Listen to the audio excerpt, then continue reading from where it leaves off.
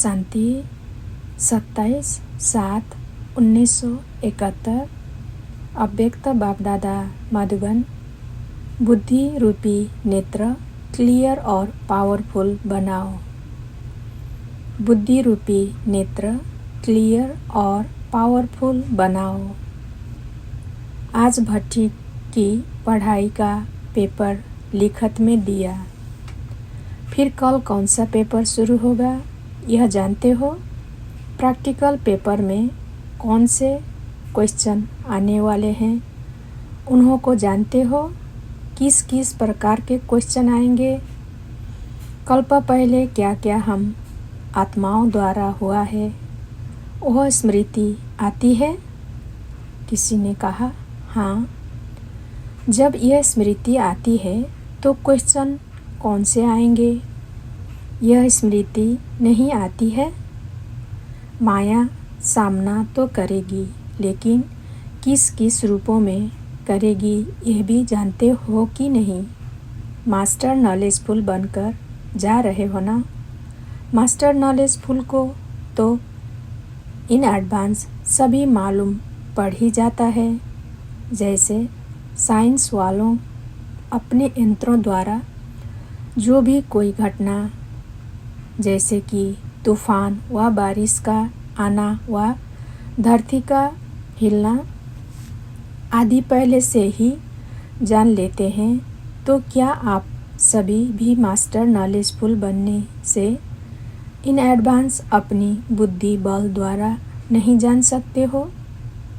दिन प्रतिदिन जितना जितना अपनी स्मृति की समर्थि में आते जाएंगे अर्थात अपनी आत्मा रूपी नेत्र को पावरफुल बनाते जाएंगे, क्लियर बनाते जाएंगे, उतना उतना कोई भी अगर विघ्न आने वाला होगा तो पहले से ही होशियार होने के कारण विघ्नों में सफलता पा लेंगे। जैसे आजकल की गवर्नमेंट को जब पहले से ही मालूम पड़ जाता है कि दुश्मन आने वाला है तो पहले से ही तैयारी करने के कारण विजयी बन सकते हैं और अचानक आक्रमण विजयी नहीं बना सकता। यहाँ एक तो त्रिकालदर्शी होने के नाते कल्प पहले की स्मृति ऐसे अनुभव करते हो जैसे कि कल की बात है और दूसरा फिर नॉलेजफुल होने के नाते से तीसरा बुद्धि रूपी नेत्र पावरफुल और क्लियर होने के कारण वो इन एडवांस की बातों को कैच कर लेते हैं। तो तीनों ही प्रकार से अगर अटेंशन है व स्थिति है तो क्या आने वाला विघ्नों को पहले से ही परख नहीं सकते हो? और जैसे जैसे इन एडवांस में परख व पहचान होती जाएगी तो कभी भी हार नहीं होगी, सदा विजयी होंगे। जैसे नेत्र ठीक न होने के कारण व CID की चेकिंग ठीक न होने के कारण कभी गवर्नमेंट भी धोखा खा लेती है। इस रीति से सदैव अपने बुद्धि रूपी नेत्र की संभाल होनी चाहिए कि यथार्थ रीति से कार्य कर रहा है। CID का और क्या अर्थ है? चेकिंग ही CID है। चेकिंग रूपी CID होशियार है तो कभी भी दुश्मन से हार नहीं खा सकते। इसलिए अब भी प्रयत्न करो कि पहले से ही मालूम रहे। जैसे बारिश होने वाली होती है तो प्रकृति पहले से ही सावधानी जरूर देती है। अगर नॉलेजफुल हो तो प्रकृति के विघ्नों से वह बच सकता है। अगर नॉलेजफुल नहीं तो प्रकृति की जो भिन्न भिन्न छोटी छोटी चीज़ें दुख के व बीमारी के निमित्त बनती है उनके अधीन बन जाते हैं। कारण क्या होगा? पहचान व नॉलेज की कमी। तो जैसे जैसे याद की शक्ति अर्थात साइलेंस की शक्ति अपने में भरती जाएगी तो पहले से ही मालूम पड़ेगा कि आज कुछ होने वाला है। और दिन प्रतिदिन जो अनन्य महारथी अटेंशन और चेकिंग में रहते हैं वह यह अनुभव करते जा रहे हैं। बुखार भी आने वाला होता है तो पहले से ही उसकी निशानियाँ दिखाई पड़ती है। तो इसमें भी अगर नॉलेजफुल है तो जो पेपर आने वाला है उसकी कोई निशानियाँ जरूर होती है। लेकिन परखने की शक्ति पावरफुल हो तो कभी हार नहीं हो सकती। ज्योतिषी भी अपने ज्योतिष की नॉलेज से, ग्रहों की नॉलेज से आने वाली आपदाओं को जानते हैं। आपकी नॉलेज के आगे तो वह नॉलेज कुछ भी नहीं है, तुच्छ कहेंगे।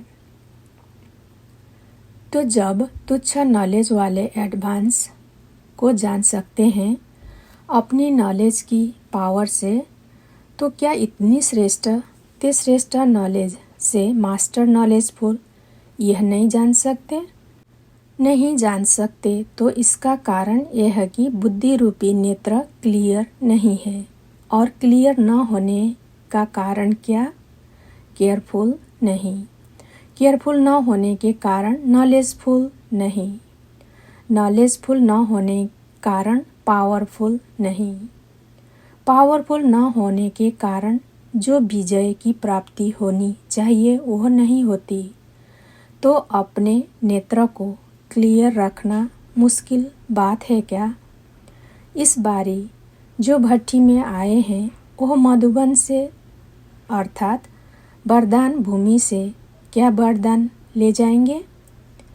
एक तो अपनी बुद्धि रूपी नेत्र को क्लियर और केयरफुल रखना और इन एडवांस नॉलेजफुल होकर परखने का वरदान लेकर जाना, जिससे कभी भी माया से हार नहीं खाएंगे। जिसकी माया से हार नहीं होती उनके ऊपर सुनने वाले और देखने वाले बलिहार जाते हैं। तो प्रवृत्ति में रहते आपके ऊपर आपके समीप वाले दूर वाले बलिहार जाए।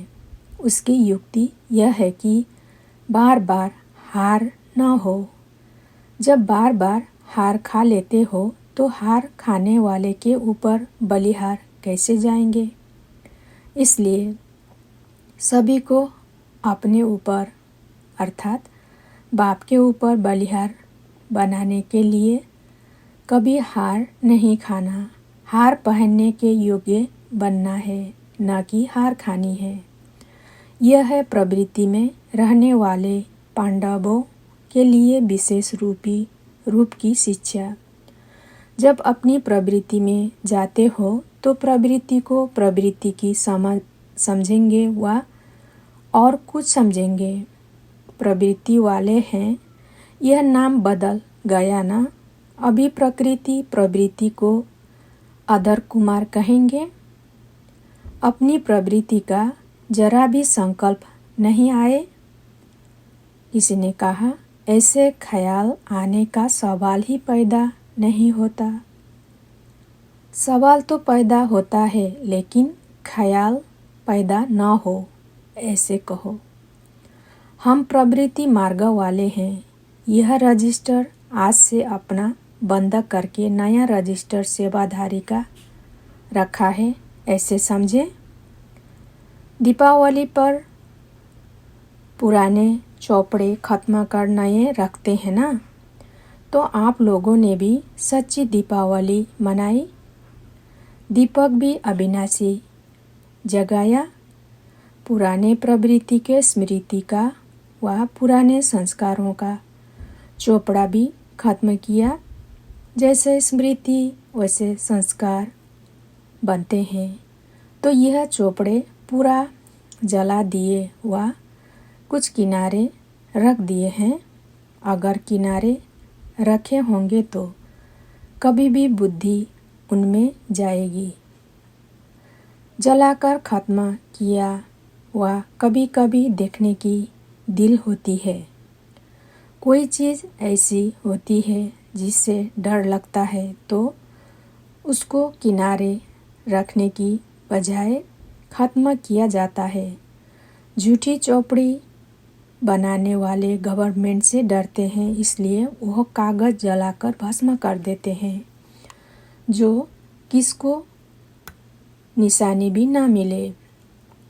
इस रीति पुरानी स्मृति का चौपड़ा व रजिस्टर बिल्कुल जलाकर ख़त्म करके जाना। एक होता है किनारे करना, दूसरा होता है बिल्कुल जला देना। रावण को सिर्फ मारते नहीं लेकिन साथ साथ जलाते भी हैं, तो इनको भी सिर्फ अगर किनारे रखा तो वो भी निशानी रह जाएगी। पुराने रजिस्टर की छोटी सी टुकड़ी से भी पकड़ जाएंगे। माया बड़ी तेज है, उनकी कैचिंग पावर कोई कम नहीं है। जैसे गवर्नमेंट ऑफिसर्स को जरा भी कुछ प्राप्त होता है तो उसी पर वह पकड़ लेते हैं। जरा निशानी भी किनारे कर दी तो माया किस न किस रीति से पकड़ लेगी, इसलिए जलाकर ही जाना। सुनाया था ना कि कुमारों में जेब खर्च का संस्कार होता है, वैसे प्रवृत्ति मार्ग वाले में भी विशेष संस्कार है। कुछ न कुछ आयुएल के लिए किनारे रखना। चाहे कितनी भी लखपति क्यों न हो, कितना भी स्नेही क्यों न हो, लेकिन फिर भी यह संस्कार होते हैं। अब यह संस्कार यहाँ भी पुरुषार्थ में विघ्न रूप होते हैं। कई समझते हैं कि अगर थोड़ा बहुत रूप के संस्कार अपने में ना रखें तो प्रवृत्ति कैसे चलेगी, व थोड़ा बहुत अगर लोभ के संस्कार भिन्न रूप में न होंगे तो कमाई कैसे कर सकेंगे, व अहंकार का रूप न होगा तो लोगों के सामने पर्सनालिटी कैसे देखने में आएगी। ऐसे कार्य के लिए अर्थात आयुअल के लिए थोड़ा बहुत पुराने संस्कारों का खजाना जो है उसको छिपा कर रखते हैं। यह संस्कार ही धोखा देते हैं। यह कोई पर्सनालिटी नहीं व इस पुराने संस्कारों का रूप प्रवृत्ति को पालन करने का साधन नहीं है। पुराने संस्कारों का लोभ रॉयल रूप में होता है, लेकिन है लोभ का अंश। समझो प्रवृत्ति वाले व्यवहार में जाते हैं तो जहाँ देखेंगे थोड़ा बहुत ज़्यादा प्राप्ति होती है तो उस प्राप्ति के पीछे इतना लग जाएंगे जो इस ईश्वरीय कमाई को कम कर देंगे। इस तरफ अटेंशन कम कर उस तरफ की प्राप्ति तरफ ज़्यादा अटेंशन गया, तो क्या यह लोभ का अंश नहीं है? इस रीति जो आयुएल के लिए पुराने संस्कारों की प्रॉपर्टी को अर्थात खजाने से थोड़ा बहुत किनारे कर रखते हैं समय पर यूज करने के लिए, लेकिन यह संस्कार भी खत्म करना है। ऐसी चेकिंग करनी चाहिए जो जरा भी कहाँ कोने में कोई ऐसी पुराने संस्कार रहे हुए तो नहीं है। मोह भी होता है, प्रवृत्ति तरफ ज़्यादा अटेंशन जाए, यह भी रॉयल रूप में मोह का अंश है। यह बेहद की प्रवृत्ति तो 21 जन्म साथ चलती है और वह प्रवृत्ति कर्म बंधन को चुकतू करने की प्रवृत्ति है। तो चुकतू करने वाले प्रवृत्ति के तरफ ज़्यादा अटेंशन देते और इस तरफ कम अटेंशन देते हैं, तो यह मोह ममता का रॉयल रूप नहीं हुआ। यह अंश वृद्धि को पाते पाते विघ्न रूप बन विजयी बनने में हार खिला देते हैं। इसलिए प्रवृत्ति वाले भले मोटे रूप में महादानी महाज्ञानी भी बने, लेकिन यह किनारे किए हुए विकारों के वंश के अंश भी खत्म करना है। यह भी अटेंशन रखना है। ऐसे नहीं कि कोर्स मिला और पास हुए, नहीं, अभी इसमें भी पास होना है। बिल्कुल ज़रा भी किसी भी कोने में पुराने खजानों की निशानी ना हो। इसको कहा जाता है मर्जीबा व सर्वस्व त्यागी व सर्वसमर्पण व ट्रस्टी व यज्ञ के स्नेही व सहयोगी। यह है कोर्स। भले कोर्स तो टीचर्स ने कराया, लेकिन कोर्स के पीछे चाहिए फोर्स। सिर्फ कोर्स कर जाते हैं तो कोर्स यहाँ तक ठीक रहता है, लेकिन फिर पेपर देने के टाइम कोर्स भूल जाता है। कोर्स के साथ में फोर्स भी भरकर जाएंगे तो कोर्स फोर्स सक्सेस करेगा, कभी फेल नहीं होंगे। तो यह फोर्स भरकर जाना, तब सदा विजयी बन सकेंगे। जरा भी निशानी ना रहे। निशानी होने के कारण ही बुद्धि का निशाना नहीं लग सकता है। ऐसा ऊंचा पेपर देना है, छोटे छोटे पेपर के पास होना बड़ी बात नहीं, लेकिन सूक्ष्म महीन पेपर से पास होना, यह है पास विथ ऑनर की निशानी। तो अब समझा कि क्या करना है। अपनी पुरानी चौपड़ी पूरी जलाकर जाना। इतना फोर्स भरे, यह भी बहुत है। जैसे कपड़े धुलाई के बाद प्रेस न हो तो कपड़े में चमक नहीं आती, तो यह भी कोर्स के बाद अगर फोर्स नहीं भरता है तो चमत्कारी बनकर चमत्कार नहीं दिखा सकते। तो अब चमत्कारी बनकर जाना, जो दूर से ही आपकी ईश्वरीय चमक आकर्षित करे। सभी से ज़्यादा अपनी तरफ आकर्षित करने वाली चीज़ कौन सी है? कौन सी होती है? जो दूर से ही न चाहते भी अपनी तरफ आकर्षित करती है, वो है चमक। चमक किससे आती है? आपकी प्रदर्शनियों में भी सभी से ज़्यादा कौन सी चीज़ आकर्षित करती है?